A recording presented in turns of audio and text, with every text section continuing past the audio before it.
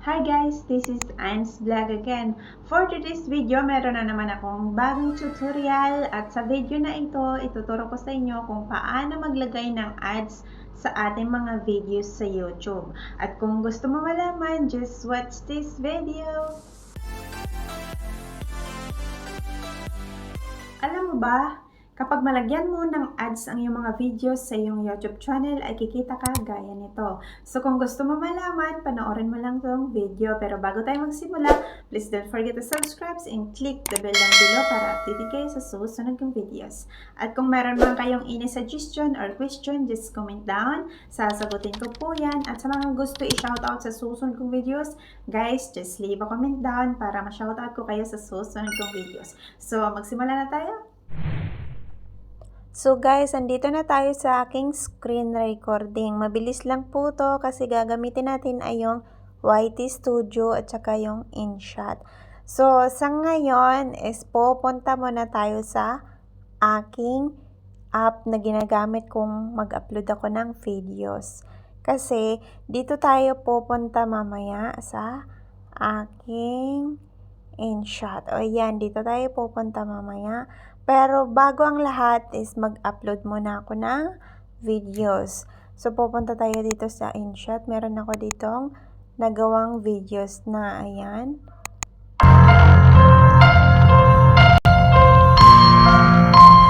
Ayan. At i-save muna natin siya. Hintayin lang po natin saglit. Ayan. Kasi dito tayo dadaan para malagyan natin ng ads ang aking mga videos. Kasi yung iba kong videos doon is mayroon na akong ads. At saka kung dadaan pa tayo doon sa Chrome, masyadong magagamit tayo ng maraming oras. So, andito lang tayo dadaan sa YT Studio. At kahit gagamit pa kayo ng ibang app sa editing ng mga videos nyo, gaya ng mga CapCut, okay lang yan, basta meron na kayong nakasave na videos at saka mag-upload na lang kayo para hindi magagamit ng maraming oras. Ayan, medyo matagal to. So ayan na guys, konti na lang, hintayin na lang natin siya konti at mag-upload na tayo sa aking YouTube channel. Ayan, pag natapos na, nakita nyo yung YouTube, i-click nyo lang po to. Ayan, medyo loading. Tsaka, lagyan natin ng title. Ayan. Dito nyo lalagyan ng title. Bago kayo mag-upload ng video, isipin nyo muna kung ano yung magandang title. Ano lang ito? Provinciana. Provinciana version. Yan lang. Kasi, ayan. Tapos, i-edit natin tong link sa baba. Dapat naka-erase yan para hindi mahahati yung income natin. Hashtag. Lagay natin is yung Provinciana version. Wait lang. Provinciana version. Tapos, lagyan natin ng ayan. Hashtag Anne's Vlog.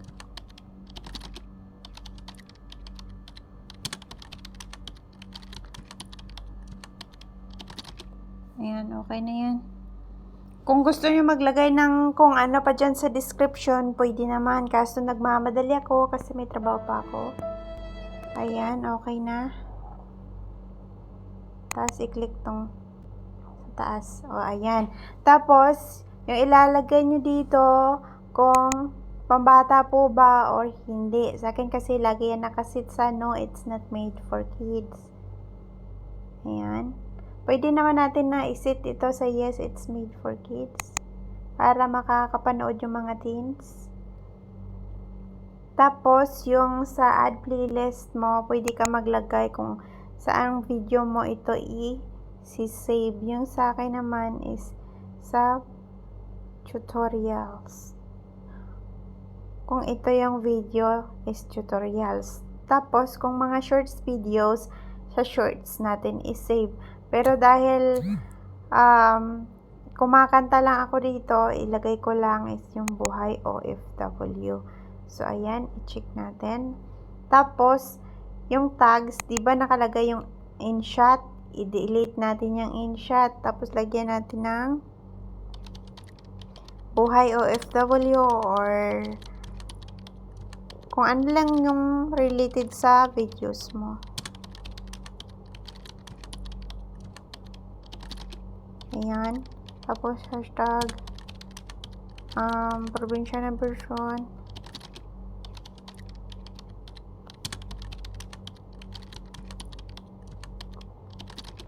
Ayan.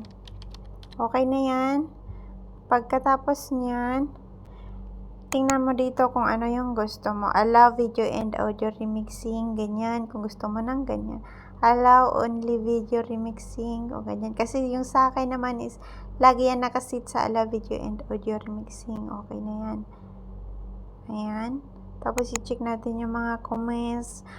Allow all comments. Ayan. Nakalagay. Kung ano yung gusto mo, pwede mo dyan set disable comments, lagyan mo ng ganyan kung ano yung gusto mo sa iyong YouTube channel. At ayan na. Tapos ilagay natin dito is yung set as a premiere. Ayan, para naka-premiere siya. So ganyanin lang natin.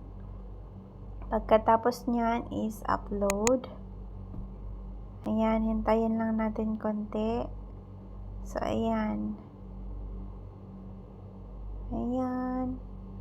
Maghintay na naman tayo hanggang sa matapos. Ayan. Hindi pa yan tapos. Ayan. Babalik tayo sa YouTube.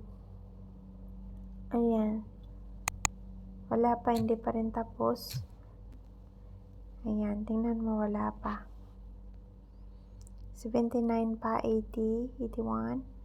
Ayan. Kunti na lang guys. Pagkatapos nito, lalagyan natin siya ng ads.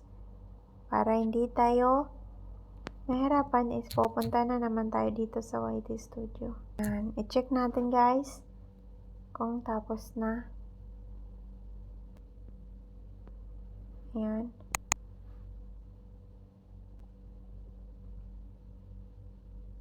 Ayan.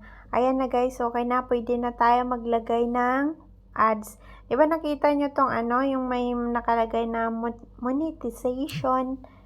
Naka-off pa kasi yan. Ayan.